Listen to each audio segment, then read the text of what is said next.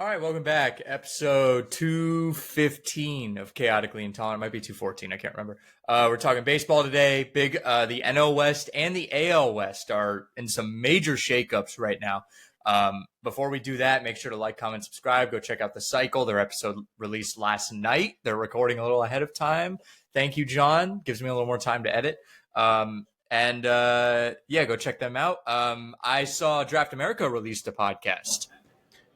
I did one episode. Yeah, I want to try to get more stuff out there, just talking Blue Jays and Mariners in the American League. So, yeah, let's give a listen if you can. Yeah, go check that out on YouTube or at draftamerica.com, I would assume. Yep. And let's go.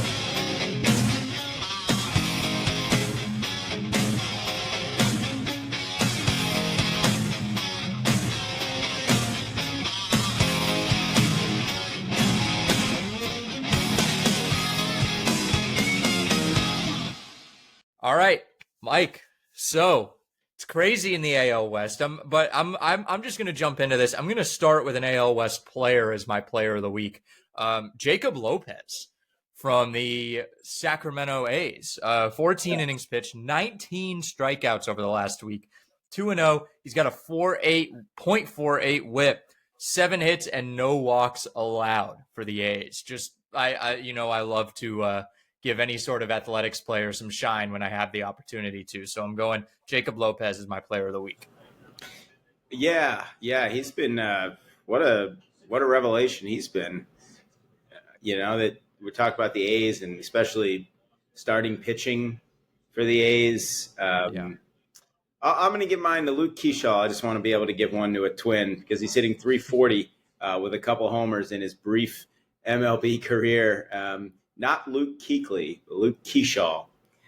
Keyshaw is how it's pronounced. He was named Player of the Week. So he's done a nice job. 18 for 53, 60 plate appearances, 15 games for the Twins. They need somebody to step up. I mean, it seems like addition by subtraction in a way for them with Carlos Correa. Correa's unfortunately been great for Houston, but addition by addition for Houston. Addition by addition for Houston, but maybe addition by subtraction, especially with Byron Buxton just now coming back. So I'll give mine to Keyshaw. Yeah. I'm going to go. I think we can already knock out the team of the week. I think we know who it is. That's ridiculous. It's the Milwaukee Brewers. They've won 12 straight. They have they're 7 games up on the Phillies for the best record in the National League. They're 6.5 games up on Toronto for the best record in baseball. I mean, they are just running right now. I'm not going to say they're running away with it because it's the Brewers, and you almost feel like they're doing this a little too early, and they're just going to run out of gas right at the wrong time. But good to see it, I guess. But it's another Twins situation, I think. Yeah. I think it's pretty obvious to go for them, and I think we could go for the Mariners. Maybe feeling the same way about the Mariners in the American League West. Are they that good? The piece I talked about on the podcast is whether they could be the best team in the American League, but that, because offensively they hit a lot of home runs, but they don't hit with runners in scoring position. And, can you trust the bullpen? But I think, they're red hot right now, but it's the same kind of thing. The Astros are going to kind of be on the up now as they were down for a while. So, and they play 3 more times in about mid-September. Yeah. And I think that is a good place also to talk about the AL West. And I mean, they're 8-2 in their last 10. They're doing this with Eugenio Suarez going 2 for 21 with 2 walks, 8 Ks, and a 296 OPS. So, I mean, they're again, I don't know, addition by addition in a weird way or subtraction. I don't know what math we're trying to do here, but just a nice little tear to see the Mariners actually come back and fight against that normal hot start and then kind of peter out as the season goes on. But they're coming right back with a vengeance and looking at this Astros team, and they want this West real bad. Yeah, I mean, the Mariners haven't won a division since that famous 2001 team won 116 games. And it's just, I mean, I think they had a chance early in the season when the Astros were down, and then this is sort of the inevitable, turnaround that Houston has. But maybe Seattle got its yearly swoon out of the way earlier this year. and then the additions of the offensive players, and then the return to health of several pitchers. Logan Gilbert's come back; he's pitched very well, and they're anticipating the return in a few weeks of Bryce Miller.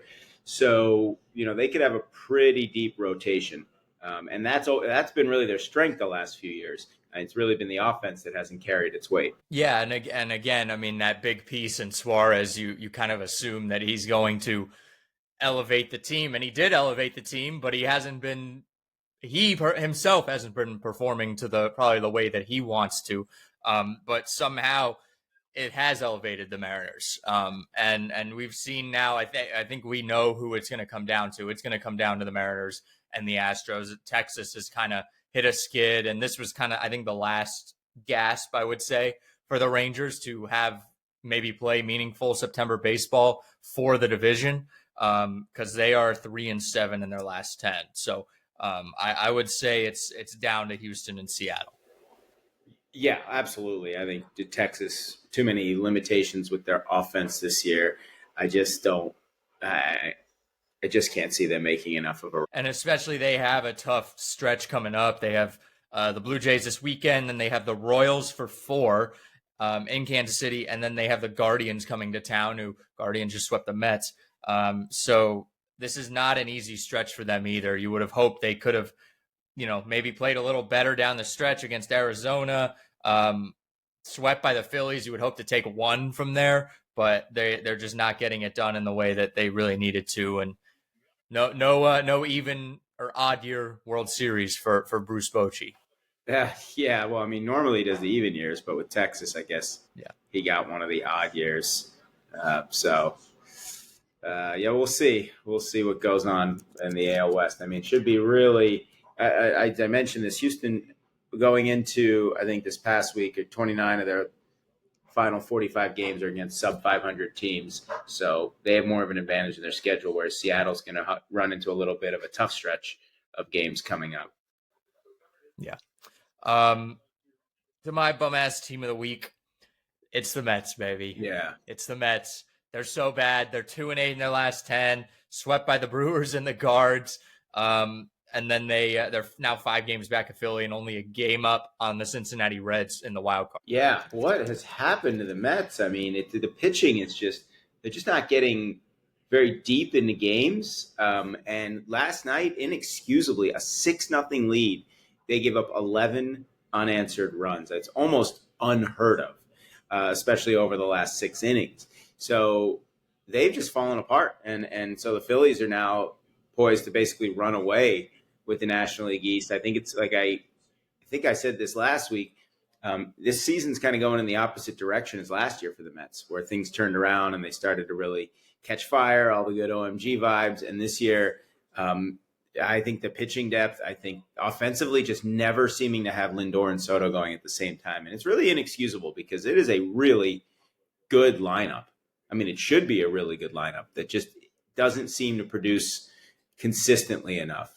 And so it's got to be super frustrating for Mets fans who are pretty used to being frustrated, I'd say, over the years, right? Yeah. Well, I will say the new Grimace Shake just released. So if there's any time for them to maybe hit the gas again, it would be right now. I know I can see your perplexed face. There is a new Grimace milkshake at McDonald's. Yeah. So I actually did have it last night. It's quite good. I'll say that. Well, we got to talk about Grimace last week with the whole like releasing his what he is officially. I'm still shocked that he's a taste bud. I find that I think it's a little lazy. Gonna be honest. Yeah. I think it's a little lazy. I mean, he's Grimace. I don't know. There has to be something better than that. Maybe an intergalactic taste bud who came down. I don't know. Yeah. It's just not my thing. Stupid. All right, and then my surprise player of the week, Miguel Andujar. He's got 3 homers, 8 RBIs, batting .400, 520 on base percentage, a 1420 OPS. Since he has taken 2 of 3 from Philly, they split with Pittsburgh, and they're sitting a game back of the Mets. I mean, I think we said at the beginning of the year that Cincy was going to be one of those teams to look out for. And they're making us look real smart right now. Terry Francona Love to see it. He's got his captain's hat. He's sitting on his boat chair in the dugout. I think Terry Francona is just that guy, and it's going to be sad when he eventually does retire, where he can just go into any not depressing franchise, but just one of those franchises that has had trouble winning for a while. They don't have winning culture, and just almost immediately changing it. Yeah.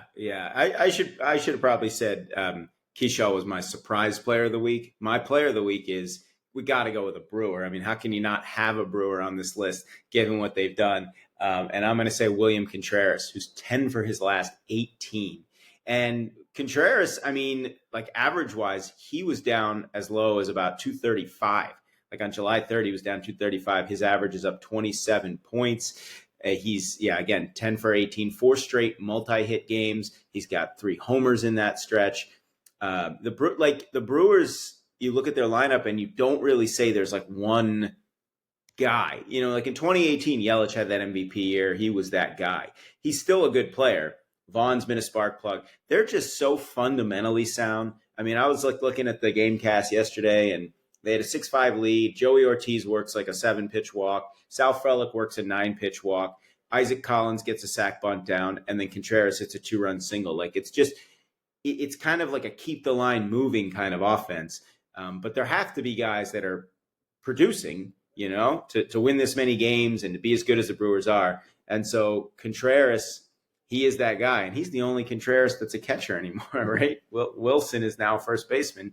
William is catching, and he's DHing when he's not catching, which that's my pet peeve too, when teams don't have 3 catchers. But anyway, he's my player of the week. I will say Keyshaw is my surprise player. Let's dive before we go into this weekend's games, because we were flying through this topic here. Let's look more into this National League West here. We're having a big shakeup now. It's still the Dodgers. I'm not going to say it's not still the Dodgers, but San Diego has jumped the Dodgers. They are a game ahead of them for first place, which, I mean, who saw that coming? I don't think a lot of us saw it coming, especially kind of how last year ended for San Diego.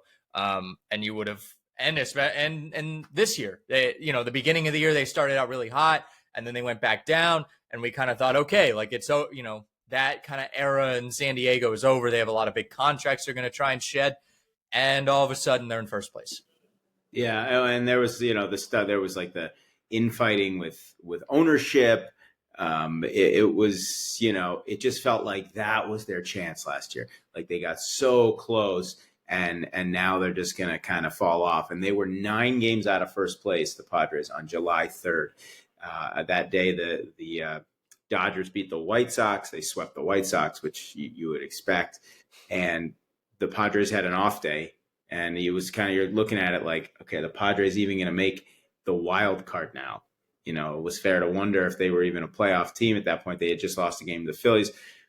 And the trade, I mean, I give A.J. Preller credit. I mean, he's done great at these trade deadlines. It was Soto and Hader in 22, famously. And then this year they pick up Laureano, O'Hearn, and then, of course, the big one, Mason Miller. And those guys have all contributed. If they felt like, look, the window is still open. It wasn't like, oh, all these guys were on expiring contracts. It just felt emotionally like they hit their high last year. But for me, it's like you have this star power on the team, but it always feels like those guys are the ones holding them back somehow. Like Tatis always has good numbers, Machado has good numbers, but it just somehow feels like there's almost too much star power, too much of that reliance on those guys and not enough from the other guys. And that's why they went out and got Laureano, got O'Hearn, and those guys have stepped in. Obviously, you have a guy like Jackson Merrill who's back in the lineup now. They're a good team. For me, if starting pitching is going to be the key. They've got a great bullpen. It got better with Mason Miller. Their lineup, I think, is certainly good enough. I love Luis Ariz. He strikes out way fewer than any other player in baseball. The guy's a hit machine. He's won batting titles in both leagues for, for 3 different teams too, right? I think he's won with the Twins, the Marlins, and now the Padres. Like, he's a crazy good or crazy underappreciated player and a real spark plug in the lineup. But they need Dylan Cease to pitch well. They need Darvish to pitch well. Remember, Joe Musgrove got hurt in the wild card series last year against Atlanta. They didn't have him. He would have started game 4 of the division series. I know the Padres ended up getting shut out, but I felt like that was a huge, huge loss at the time that they could not fill because they went with a bullpen game basically in game 4, and then the series shifted back to LA. So they need King to pitch well. They need Darvish to pitch well. Pavetta's had a great year. I know you're thrilled about Pavetta, right? Going over I there. mean, I love Nick Pivetta, so I'm happy for the guy. Right. Yeah. No. And I think at this point, like, obviously you would love to have him as a Red Sox fan, but I mean, this team is playing. The Red Sox are playing pretty well right now. I wouldn't look at it as like, oh man, I really, really, really wish we would have kept him. I don't know if he does this in Boston either. I mean, we see a lot of guys who leave here and then find success after we tried to get him back to form. Like, I mean, you can look at Chris Sale as like the number one example of that. Sometimes you just need a change of scenery, and going to San Diego where it's 75 degrees and sunny every day, I'm sure that's a great change of scenery from Boston. It is, and he's been absolutely, I mean, it's not even close when you look at the starters numbers this year. Obviously, King was good before he got hurt, but Pivetta, I mean, 12 wins, and the next most wins on the team is a reliever, Adrian Morejon, with 9. The next most wins by a starter right now is Dylan Cease with 5. So Pavetta's been awesome, 98 hits and 141 at third innings pitch. But the Padres are middle of the pack in terms of rotation ERA. They have .31 ERA better than the next best bullpen. They have a sub-3 ERA with their bullpen. That's their strength. But I think it's for real. And now with the stupid schedule format the way it is, the Padres and Dodgers are going to face off 6 times in the next 10 days. Starting this weekend. Starting this weekend, 3 in LA, then next weekend, 3 in San Diego. Padres last year won the season series 8-5. Obviously didn't matter for the postseason. But this year, the Dodgers have a 5-2 lead in the season series. So it's going to be hard for the Padres to actually win the season series this year, which would obviously be huge in terms of that tiebreaker now that we have. But I think this is going to go down to the wire. I think this is one of the few times. I mean, you could cite last year and then obviously 2021 with the Giants. This is one of the few times the Dodgers are really going to have to scrap and claw to win the division because they've blown 4 saves in their last 7 games. They're losing very close games. Their bullpen injuries are finally coming to light. You know what I mean? I think that's part of what's happening here is the bullpen injuries are coming to life. When you're without Brusdar Graterol, Michael Kopech, Evan Phillips is gone for the year, Tanner Scott, Kirby Yates on the island. I mean, that's 5 guys that are either closer level or who have been closers. And now you're putting guys in the different roles. Trinan's not himself. Vezia's struggling as kind of like the closer. So they need to get their bullpen healthy because their rotation's healthy. The lineup's healthy, although Muncy felt some side soreness. So who knows if he's headed back to the IL. This is going to be really fun, but I think we're obviously going to learn a heck of a lot over these next 9 days.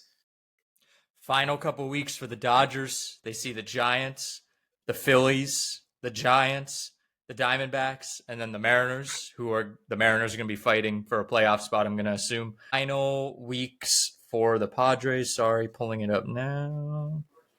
And the Mariners trailing right now, the Orioles 2-0. It's kind of that inevitable. You win 8 in a row now, you're probably going to lose a few in a row. But if the Mariners end up losing this game, they're going to be back to a game and a half out of first in the AL West.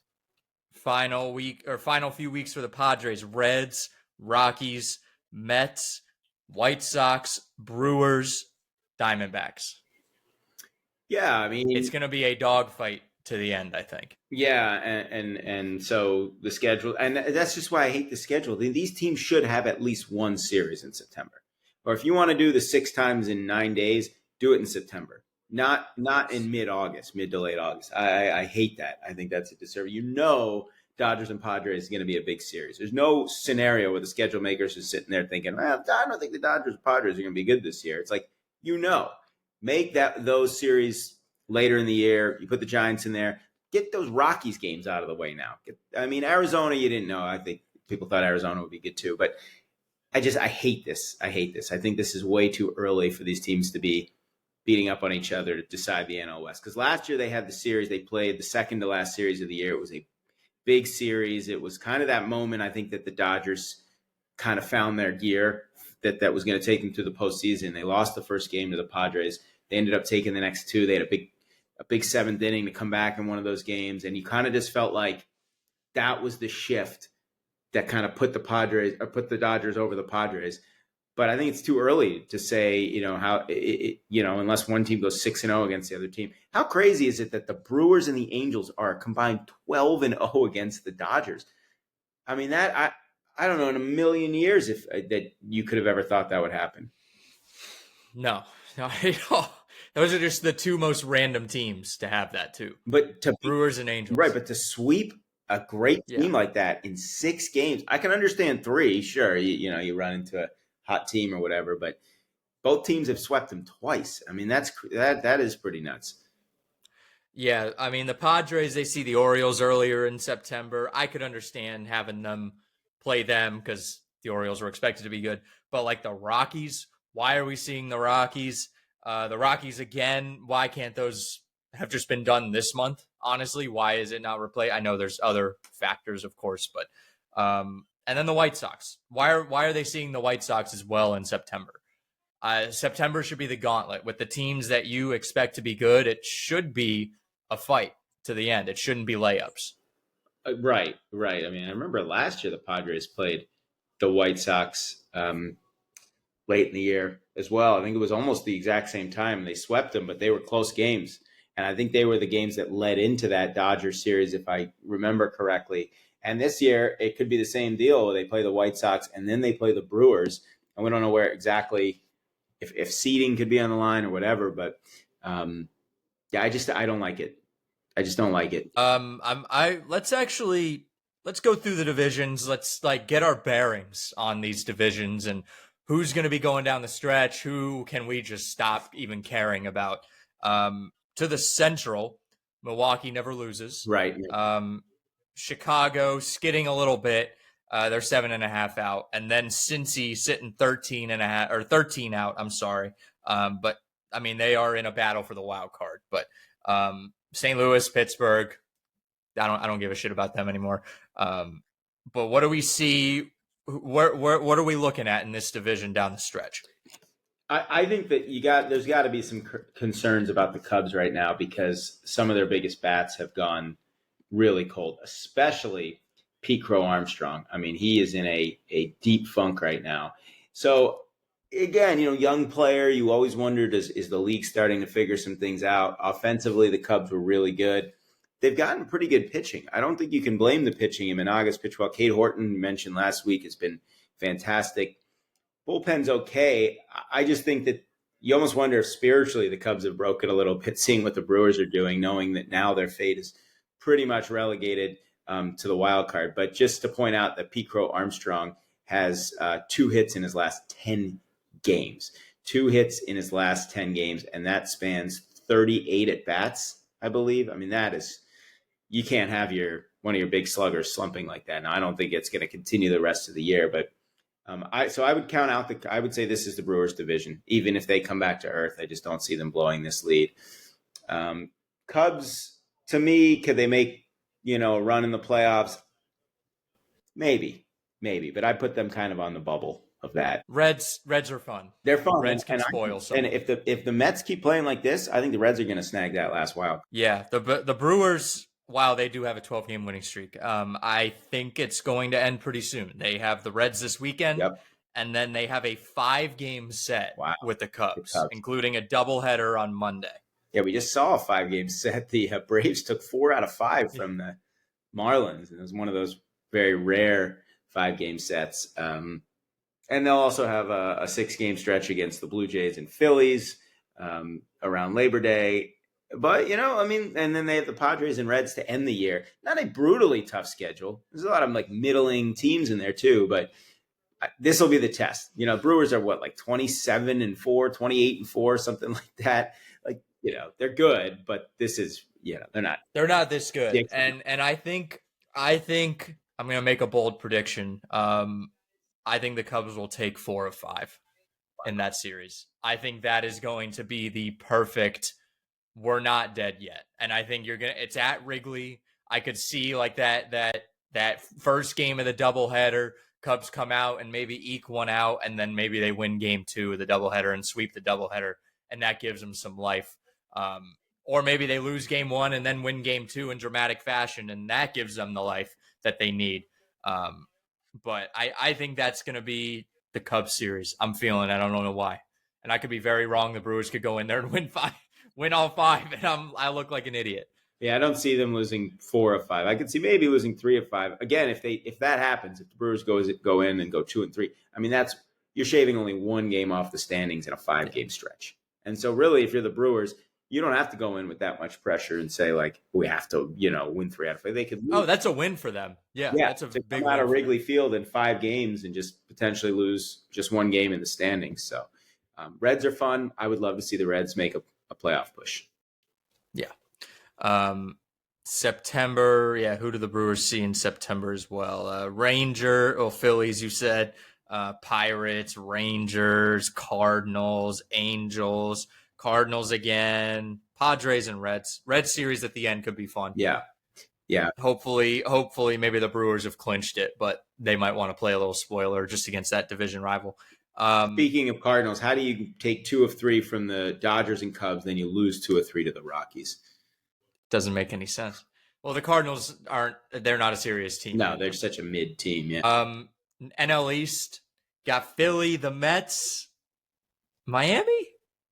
Miami sitting 11 out. I mean, maybe to push for the wild card. Jack McKeon saying this week, he's like, they kind of got 2003 vibes a little bit. I don't think they're that good. I think it's exciting that they're even around 500. I think this is the Phillies division to lose. No question about it. The Phillies have separated themselves now. They've addressed the big need in their bullpen. They've given their lineup some depth. They've got a healthy Bryce Harper. They're a little bit of a streaky team offensively, but and if Aaron Nola can come back and pitch like the old Aaron Nola, then you got a rotation of Wheeler, Sanchez, Suarez, Nola. Even Taijuan Walker had a good performance a couple nights ago. So to me, it's the Phillies division. And then the only question for the Mets is, can they hang on to this wild card spot at this point? I mean, this is just looking so bad for them. The better question is, can they stay above Miami? Yeah. I mean, with how bad they've been, can they even beat out Miami in the standings? Yeah, I don't think they'll fail to do that, but I do think, it's fair to wonder. Yeah. Just how bad can it get for them? To the West, we already talked a lot about the AL West, but Houston, Seattle, Texas ain't in it. Angels and Athletics, get the fuck out of here. I mean, the Angels sweeping the Dodgers, though. It's like, I kind of want to just put them in the World Series just for that. 6-0 against the Dodgers, geez, but they're 53 and 62 against everyone else. So, but again, Texas with an incredible run prevention season. Far fewer runs than the next best team, but they just don't score. They're the only team in the division under 500 runs for the year. It's just hard to believe offense. And Marcus Semien having a really rough year. I mean, just that's a guy you're paying a lot of money to. It was so important when they won the World Series. Yeah, I still think Houston probably finds a way to squeak out this division, but I wouldn't be shocked if Seattle took it. It's just I can't pick against the Astros are inevitable. But keep an eye on the Josh Hader injury, shoulder strain. So we'll see. Yeah, and that series against Boston, I mean, the Sox took, they swept them when they were in Boston, but then they lost 2 or 3 to Houston. But I mean, those are close games. The Sox almost came back on game 1. They were down, I think 7-3 at one point, and then they got it all the way to 7-6, and then they beat the shit out of them in game 2, and then game 3 lose 4-1. So I mean, that was a playoff worthy series. If these two teams faced off, the iteration of these teams right now, if they faced off in the playoffs, I think it would be really exciting. Yeah. But I think that was big for Houston to put their foot down and say, you can't come in and take 2 or 3 in Houston after you already swept us. Well, yeah. And so Houston now playing better. I mean, they were in a big funk, but they've now taken 3 series in a row. They took 2 of 3 in Miami against the Marlins, who were hot. They took 2 of 3 at Yankee Stadium.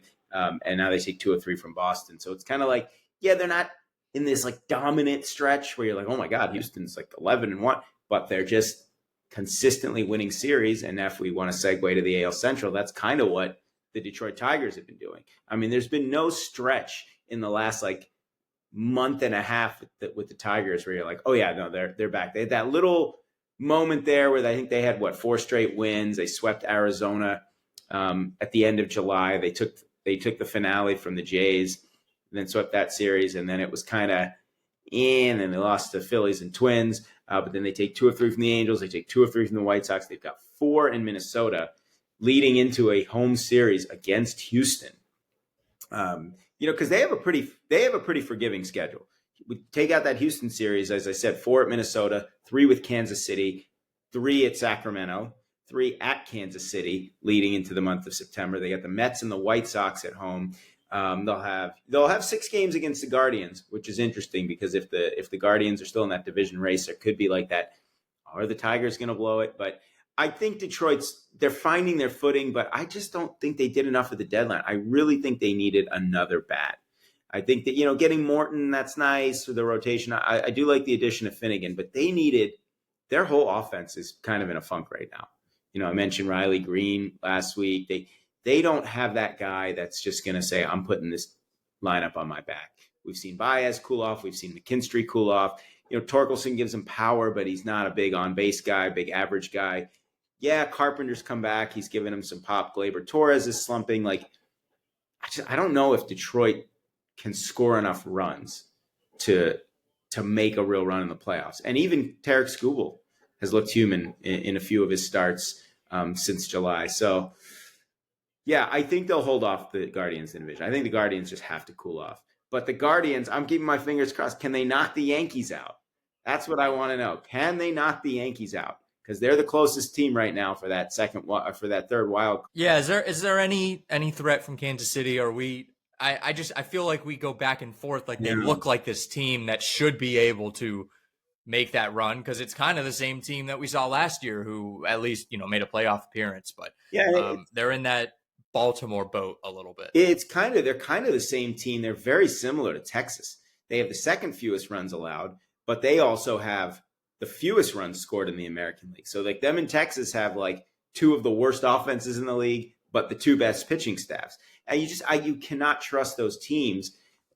So it's like, oh yeah, pitching wins games, sure, but you can't win with a bad offense. Pitching wins games when you have at least a pretty good offense. Pitching doesn't win games when you're out there scoring maybe 3 runs a game. And so I don't think Kansas City is a threat. I don't think Bobby Witt, as good as he is enough. Even guys like Maikel Garcia, even, Pasquantino giving power and Yastrzemski being a nice addition. I just don't feel like there's enough length in the lineup. I mean, Indy is good, but I'm not sold on the Royals. I think could they maybe make a push in the wild card? They are only 4 games out. I mean, could they be that team? But again, I feel like they're in that same sort of middling boat as Texas, where they just don't have enough juice offensively to go on that big run.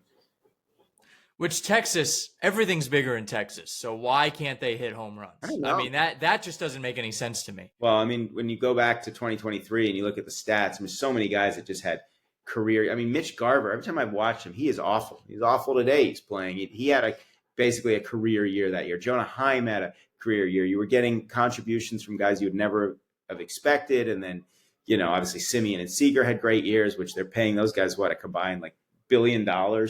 So I don't know. I don't know how they've fallen off the way they have offensively, but it's been a problem all year. It's not like this is, just the last few weeks. This is the whole season. Yeah. And then to the East, the American League East. I think this one has the opportunity for the most drama down the stretch. I think more than the American League West, just because you do have the Yankees they're not good. They are who we thought they were at the beginning of the year, but can they bring that magic back? I think that's more of the question. Can they get it back for a month and maybe put up a fight with the Red Sox and the Blue Jays? Honestly, more with the Blue Jays. The Red Sox, while they've played good baseball, they do get me nervous at times because we've seen the bad side of this team, and it's really bad. I think the Red Sox and Yankees have flipped, where it was, wow, the Yankees are so good, and why are the Red Sox so bad? And now it's flipped, but maybe it's like the right thing that we expected. It was like the Yankees are not that good. And yes, this Red Sox team is good. They are doing what they should be doing. Yeah, I love just seeing this Yankees team be so sloppy and uninspired and stupid and bad base running, blown leads. And I actually was at the game they won on Saturday, and they almost found a way to. Like I remember calling the ball was tapped back to Doval. I said he's going to throw it in the center field. That's what pitchers do, and he pulled the guy off the bag. And I said they're going to walk in the go-ahead run, and then that's what they did. But then I said well, Grisham's going to hit a homer. They'll win this game, and they'll probably lose the next one. And then that's exactly what happened. And they couldn't even sweep the team that they beat every single time, the Twins. Like they took the first two, and it's like, oh, the Yankees are back. They had a bunch of homers. No, they're playing the Twins. It's like their little brother. I mean, they're not good. But you're right. The Red Sox, to me, yeah, it was a tough series loss. They're coming back a little bit now, but they're hanging in. They're not going to go through that really bad stretch either. They're a fun team. They still don't have a ton of expectations. My question is whether the Blue Jays can hang on. You know, my fear of the Jays is that they still could end up being that kind of more all or nothing offense. You know, that could get shut down pretty easy in a playoff series. It doesn't bring a ton of the speed and contact and get on base. I talked about this also in the podcast I did. The pitching staff, you know, they have a lot of pretty good starters. They don't have that one guy that you think is going to put them on his back. And then the question is, what are they going to do with their bullpen? I mean, they've had some ugly performances, but Hoffman, you know, had a 5-walk game where he threw 33 pitches and 10 strikes, but he bounced back his last time out. It's just how trustworthy do we feel about the Jays, at least in the postseason? But they've got a 4.5-game lead. Now, do they play the Red Sox anymore is my question. They do. So they have a pretty easy August. Uh-huh. They're finishing out August. They do have the Cubs. That's not easy. They play at 3:07 today. But then they have the Rangers, the Pirates, the Marlins, the Twins, ending August with the Brewers. Okay. Then the Reds to start September. Yankees after that. Astros, Orioles, pretty easy one. Mm-hmm. Sorry. True. Actually, then they have there. I think I'm going to go to one of those games. I'm going to be up there for a wedding. So. Oh, Toronto. One of those, yeah. Yeah. That's a great stadium. I've heard it's a great stadium. I haven't been there a ton. Novelty's worn off for me. But yeah, a fun atmosphere when they're doing well. Yeah. Canada Day looks really cool when everyone wears the red. Yeah, I don't think I've ever gone to one of those, but that would be awesome. I think that should be a bucket list for more baseball fans. I don't think that's on enough fans' bucket list. Yeah. When they're good. I think if they suck, it's like really sad because they're just wearing red and they're really bad. They have the Rays for 4, the Royals for 3, then the Red Sox and the Rays to end the season. Yeah. Those final 2 series. So it's not an easy September. I think that's going to be the time we see the real test for them. I still don't believe in the Blue Jays. Maybe it's just I know they're like a newer team, and right. I look at them as like the Blue Jays. I don't believe in them winning the pennant. I do believe in them being in the postseason, possibly getting to the ALCS. But you're right. I think for me, it's that offense. Do I trust that offense can avoid that pitfall of like being too reliant on the home run? Yeah, definitely. All right, let's go. Let's go through this weekend's games. We're going to start in Chicago, Pirates at Cubs. Not much to say here. Just the Cubs should win all 3. Yeah. Yeah. Easy to say that. I mean, Paul Skeens. If they want to be a real team, you have to keep up with the Brewers here. This is the series you sweep. Yeah. Especially going into a 5-game set with Milwaukee.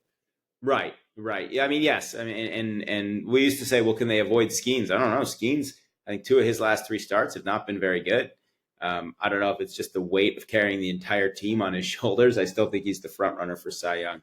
Yeah, the Cubs, for me, they gotta get their offense going again. I mean, it's great if they can win low scoring games. That is great. You'd say, well, now we know the Cubs can pitch, but I think their identity is more of a slugging team.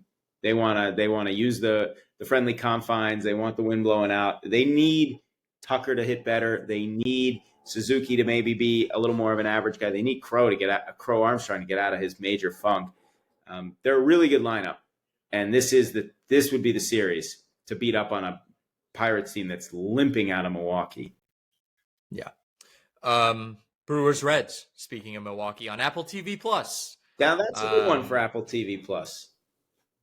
That's Yes. one I want to tune in. That's one I'm not saying I want to purchase it just for that series, but that's a series I want to watch because this is an exciting This is the least talked about contending team, the Reds. And now you have a healthy Hunter Green who pitched great against the Phillies. Imagine they keep him healthy down the stretch. I mean, what does that do? You bring him into a postseason series. Miguel Andujar, quietly one of the best trade deadline acquisition pickups. They needed some more juice in that offense. They really did. Or maybe they still do. That's going to be a fun series because the Brewers, they're not going to win every game. This is a time that maybe crazy as it sounds, maybe this is the time the Reds want to catch the Brewers. Yeah. Phillies Nationals. Yeah, I mean, the Phillies, they're limping out of Cincinnati a little bit. 14-1, they were outscored those last two games, speaking of the Reds. But the Nats have been limping the whole season. So what is it, 4 games? Yeah, you got to. Have they even gotten up? Even stood up after they were knocked down? No, they took the game in Kansas City. They hung on, but the Nats, coming home. I mean, Philly they got to take 3 out of 4. I don't know. You can never expect a team to sweep a division rival 4 on the road, but I think you got to take 3 there if you're the Phillies. Not that even if you go 2-2, you risk the Mets chipping away necessarily, but yeah, I mean, I think the Phillies, the only thing they're obviously playing for the division, but they're also trying to get a first round bye. So you don't want to take your foot off the gas at all and just try to say, well, let's just, ease up, get healthy for the playoffs. They want to go in, they want to get that first round bye. Yeah. Rangers, Blue Jays. Yeah. I mean, the Jays, we're talking about, can they hit? And we know the Rangers don't hit, but the Rangers, if you want a real test for your offense, go up against the Rangers pitching staff. I think we'll see Eovaldi in that series. Eovaldi had basically his one bad start last game. So we'll see if he bounces back. But this will be an interesting series. I want to see if the Jays can what's that old expression? The immovable object against the impenetrable force or something. Unstoppable object versus the immovable force, or unstoppable force, immovable object. I'm sorry. So we'll see. We'll see how that plays out. Yeah. Marlins, Red Sox. I'll just say, I mean, this feels like a pesky Marlins team that maybe at the beginning of the year, you look at this series as a little bit of a break after that tougher schedule that the Red Sox had, but they can't look past this Marlins team. No. And can we throw in a late addition for surprise player of the week here? How about Jacob Marcy? Rookie here, 4 hit, 2 homer, 7 RBI game yesterday. Jacob Marcy at the major league level. He's only played this season in 13 games, but he's made a huge impact. He's hitting .436 with 3 homers and 13 RBIs. So I wanted to throw that in there. I love Xavier Edwards at the top of the order. This is a potential trap series for the Sox because they're kind of in that coming down off a really hot stretch. Marlins had cooled off because they had their big run, and maybe this is one of those where the Sox got to be careful because they're not teetering, but it's not like they have a huge lead for the wild card right now. Yeah. Braves, Guardians. 1995 World Series rematch. I think that was the first World Series I remember watching, and it was the first one of the wild card era. Yeah. Well, the Guardians, I mean, they gotta keep winning. That's going to be hard to do, to just keep winning, but they have moved to within a game and a half of the Yankees, or game of the Yankees for that final wild card spot, tied in the loss column. Cannot let down against Atlanta. You can't. I mean, Atlanta's the 4th worst team in the National League right now. They're not a pushover, but this is a team, if you're going to make this run, if you're going to stay hot, you can't be. This has to be it. This has to be the one. Yeah. Mariners, Mets team. This is a literal, one going up, one going down. Although looks like the Mariners are on their way to a second straight loss all of a sudden. We'll see if the Mets win. That, by the way, Sunday night, the Little League World Series game. Not sure how I feel about that. I mean, I like the idea, but if I wanted to go to the game now I can't go. So That's true. Seattle, this is, Seattle's got, and same thing as Milwaukee. Seattle's got to avoid that. Okay, we know the law of averages are going to come down. Just how far do you come down? And now you're catching a team that's beat up, battered, bruised, emotionally, at least. This is one of those tricky series where you look at it, you're 2 teams going in opposite directions, and that's when you just hit the brakes and you say, that's almost when I'm more concerned if I'm a Mariners fan going in to play the Mets. Yeah. Um, Orioles, Astros just win. You have to win this series. You Yeah, have to take can the Orioles all maybe three. use some of this momentum? I mean, they just helped the Astros here by beating. Well, presumably it's not over, but if they take these two from the Mariners, I will say the Orioles, assuming Sagano, he's not giving up a run today. This could be the sixth game, I think, in the last 7 where the starters have given up 1 or 0 runs. Brandon Young had a bad start, but Dean Kramer, Cade Povich, Sugano, and it's Trevor Rogers has just been amazing. Like, so all of a sudden, he's like come all the way to the point where I'm like, okay, maybe it wasn't such a bad trade for Kyle Stowers. He won't pitch in that series. I want to see Cade Povich keep pitching well. I mean, I say keep pitching well. He had one good start. But he's a guy that, like, if he's going to factor into the rotation for next year, the Orioles are going to have to pitch because they're not going to score a ton of runs against the Astros. But you're right. For Houston, they may now be seeing the Mariners cool off a little bit. This is their time that they can say, all right, we've seen the lead shrink a lot. I don't know if it was like 6 or 7 games, and now it's 1 or 1.5. And it's like, now you got to elevate back. The Orioles, by the way, their next, I think, 12 or 13 games are all against the Astros and the Red Sox. More of that stupid scheduling stuff. Yeah. White Sox, Royals. Do it now. Start it now. Yeah. Tigers, Twins. Yeah, I mean, the Tigers, like we were saying, I don't know if I see them having like any more dominant stretches in them, but even if they go 2-2 in the series, you know, what will Cleveland do against Atlanta? They've got to just think about sort of steadying the ship at this point. I mean, instead of saying we got to go on this like 8 out of 9 kind of run, you just don't want them to get to a point where they're too reliant on Skubal or they're overusing guys in their bullpen. Yeah. Yankees Cardinals, the matchup of just maybe 2 of the most annoying fan bases. Yeah, and 2 of the most annoying teams this year. I mean, the Cardinals are just such a average, mediocre team. I think they have been since 2015. Take 2019 out of the equation. I know they made the LCS. They weren't even that good that year. But they're like, I don't know. Like I said, they took series from the Dodgers and the Cubs, and then they lose one to the Rockies. So I don't know who's going to show up against the Yankees. We do know that the Yankees are still slumping. I love it. This is one of those series that like no amount of the results would surprise me. Either team sweeps a 2 out of 3. This is just one of those flip a coin kind of deals. I'm sorry, 2 of the most pretentious fan bases. Yeah, I'll 2 of the most. Yeah, I think that's fair. I think the Cardinals more pretentious. I think the Yankees is just obnoxious and entitled. I think the Cardinals maybe more pretentious. They're not nasty in any way. No. You know, and then I think they're too. I mean, the Yankees, they sit there and they're like, we're the Yankees. We don't allow you to have a mustache. Well, now they do. They did change. Well, they changed the rules and now they suck. They were in the World Series last year with the all the rules about facial hair in your hair. I think they need to go back. I'm keeping an eye on the Oriole game here, and it is like a monsoon, and the Orioles are trying to get off the field. They're not letting them here. In Baltimore? Well, they just gave a pitch timer. Baltimore, yeah, of course. They just gave a pitch timer violation to Sugano, and Tony Manzolino's just saying, like, why are we still playing? Nobody can see. It's an official game now. It's 5-0 in the 6th. So anyway, but the Cardinals have nothing to hang their hat on since 2011. I mean, they won the pennant in 13. Yankees won the league by default last year. We know they're not. That World Series drought is going to 16 years this year. Yes, I think we can. Yeah. I think we can say that's happening. Diamondbacks, Rockies. I was wrong. I apologize. I said the Rockies would win a game in that series last weekend. They didn't. They saved them for the Cardinals. They'll probably win one this time. They will. I don't know. I don't know what to say. I want the Rockies to make history. I know it's not going to happen. I want them to at least win fewer than 47 games because the Orioles right now are the 3rd worst team ever for 162 games with 47 wins. That can happen. I think it can happen, but the Rockies have just been sneaky. They just every time they're about to just lose, they win a couple. And this is amusing right now. Now Julio Rodriguez is arguing with the umpire about why the game's not being stopped.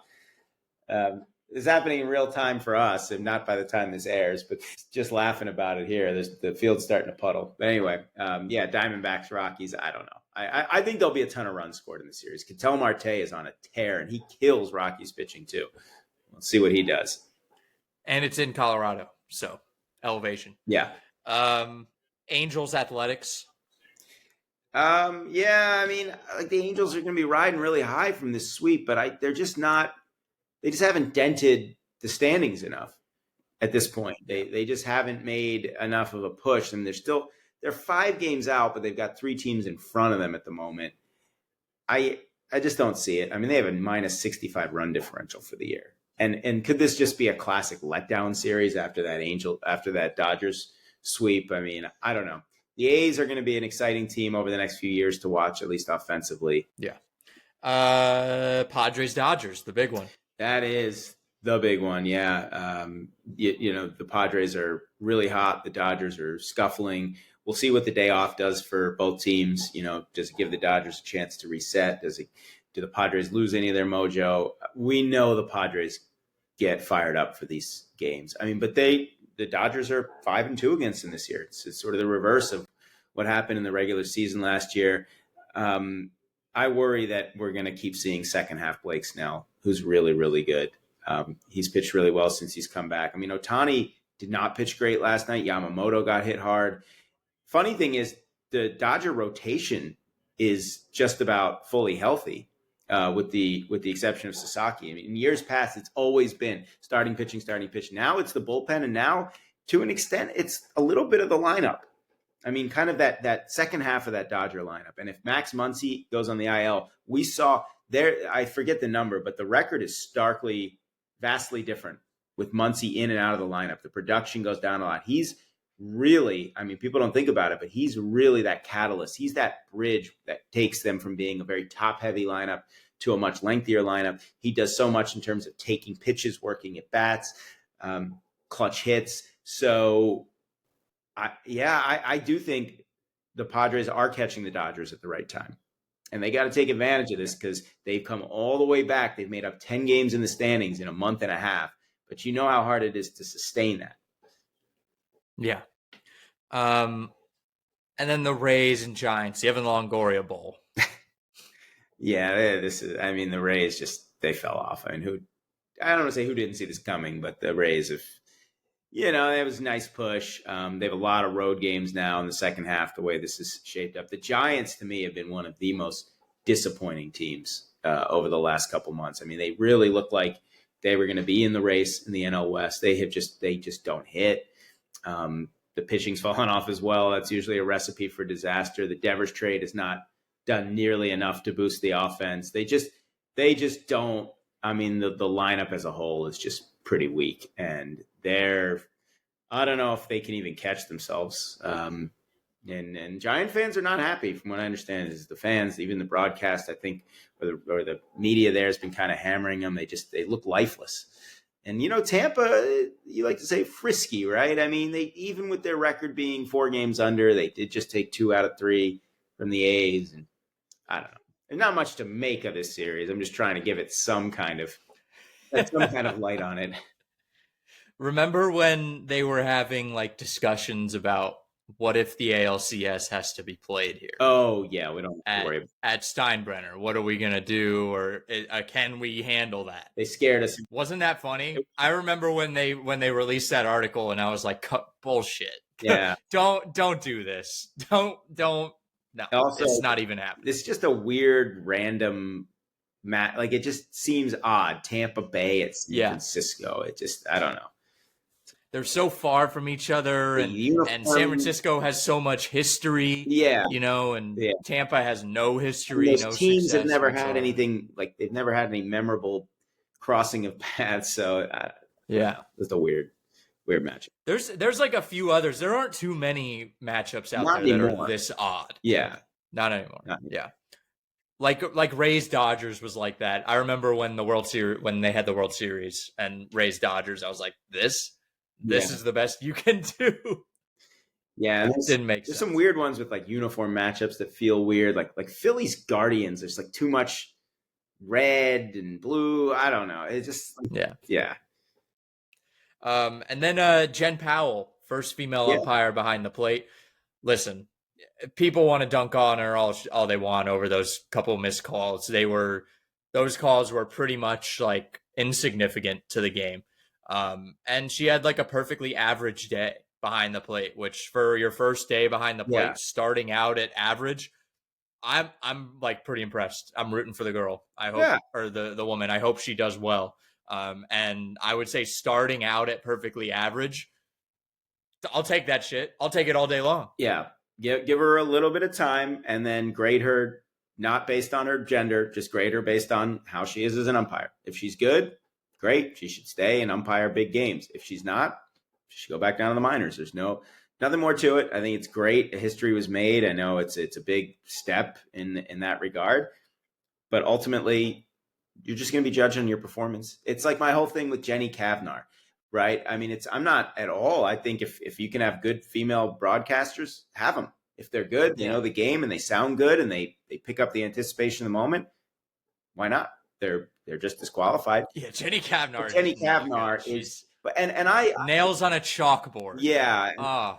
I don't want to go down like this rabbit hole. I just want to point out that you may almost be doing a disservice to have her continue, because then it starts to look more, it reflects maybe badly on women as broadcasters. You know, if you have someone that's really good and she's really showing like, hey, here's a really good female broadcaster and we need more of that, great. But if you have someone who's an internet meme and just a running joke, how is that good for diversity? How is that good for taking that step forward? So I mean, that Jose Siri home run that she called Siri, is just not your nut. I see it once every couple weeks. It's remember when she had like this horrible call and she tried to make a joke out of Jose Siri's name? Like, it's insulting. I think it's embarrassing. It's an added embarrassment to the athletics organization. And it's an embarrassment, I think, for other really good female like sports journalists and sports announcers out there. By the way, I don't know the umpire, but it was the Rangers and Diamondbacks. I think it was I'm looking at it. Adrian Del Castillo or Ketel Marte, I don't know which one, got rung up on 2 strikes. It went like this. I mean, obviously it wasn't out, but it's like umpires going to make mistakes. But yeah, as far as the Jenny Kavnar, I forget that one call. If she did that, it'd be national news. What? If she rung someone up on 2 strikes, it would be national news. Yeah. There was that one that Kavnar had with the Orioles too, where it was like a game-winning hit, and it just sounded so absurd, like she had no idea. And we have ourselves an even up game. I think that's what it was. It was like I don't know why I bring this up, but if you ever go back and watch Jorge Soler's 3-run homer in Game 6 of the 2021 World Series, Joe Buck, that was his last game doing baseball for Fox. The second that Soler connects, Buck bursts into the perfect, appropriate level of excitement. And I was thinking to myself, like, you won't remember necessarily the call or you won't think about it in the moment, but that's like the high level. That's an announcer who knows exactly where the ball's going. They're picking up on it. Because, by the way, Chris Carey, who's the other A's announcer, the son of Chip, he had a famous bonehead call recently where he thought the ball was foul and it was a home run to like right center, and he's poking fun at himself for it. He said he lost it in the lights. But I was thinking about Michael Kay. If that was a Soler, if he was calling the Soler homer, it would start out like high fly ball, left field. See ya! Like, how do you? The ball's on the train tracks, and you're saying like, so I don't know. We just need to grade these broadcasters. Well, he's just like the perfect Yankee broadcaster because there's no emotion. It's not fun, right, with them. But until it's gone, until you already know. They're not taking chances, I guess. And he gets by on seniority, and he's on like ESPN radio. I can't stand him. And it's just he's the Yankee broadcaster. I mean, when you're the Yankee, you're the Red Sox announcer, you're the Dodger announcer. You know, those big franchises. You get a little more because those are the big franchises. At least the Dodgers can boast that they have Joe Davis, and I actually like Steven Nelson. But I'll tell you who just kills me is Todd Callis. You talk about a guy talk about being a homer and having no he has a very awkward. He almost sounds. I don't want to say it, but he almost sounds like he's not socially adept, and he's like screaming into the microphone, and he's very like he's just like talking a lot when he doesn't need to be. I don't know. He's just he bothers me a lot, and then just the fact that it's the Astros, it just bothers me more. So Yeah. And then real quick, we're gonna wrap it up. Terry McLaurin not practicing in Washington, request to trade.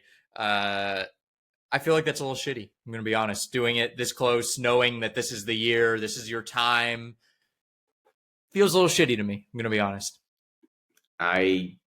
So he's seeking a new contract. What he has a year left on his deal. Yeah. Play out the contract. I'm sorry. Play it out. Yeah, and this is a big year for the Commanders. Like they could potentially be a Super Bowl team, at least based on what I saw last year. They went to the NFC title game. They did. I mean, come on. Yeah. And you wanna get over the hump with the Eagles. You can't have this going on right now. It's just I don't know. And I don't really know.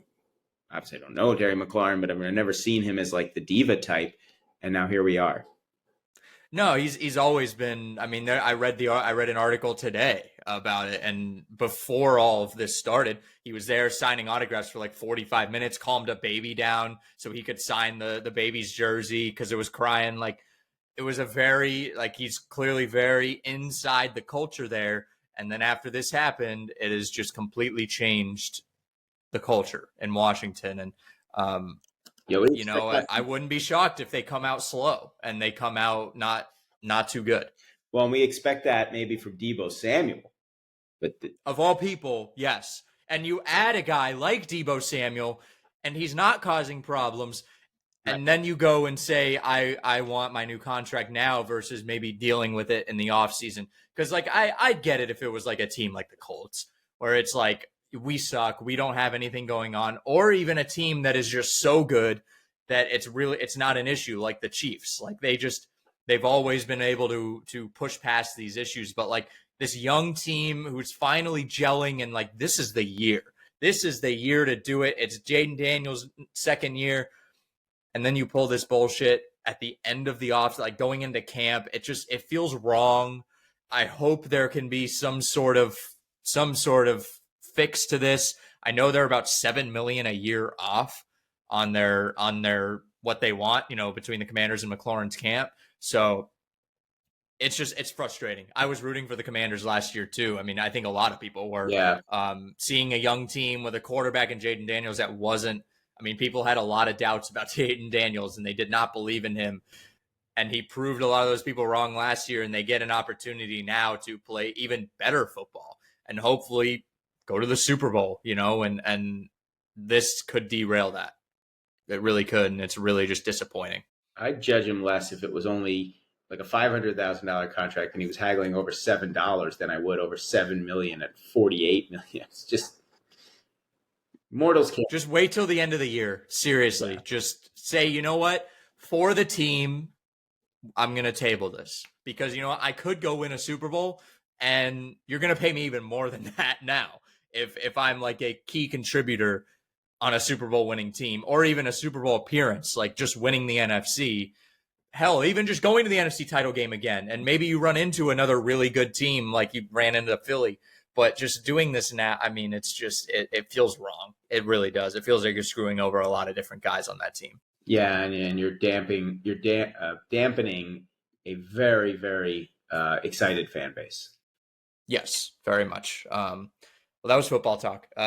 Football preview coming in a couple weeks, right before the season starts. I think we're going to get Bobby Waugh on. I hope so. Yeah. Pretty excited for that one. All right. Make sure you go check out Draft America's podcast. They're going to be releasing more, hopefully, maybe every couple of weeks or so. Yeah. We'll see, just kind of what fits your schedule. We have a new trivia show coming out probably within the next month with Spring Hill Sports Cards. So we're pretty excited about that. Obviously the cycle with Spring Hill Sports Cards, go check that out. Make sure to like, comment, subscribe here, and we'll see you next week.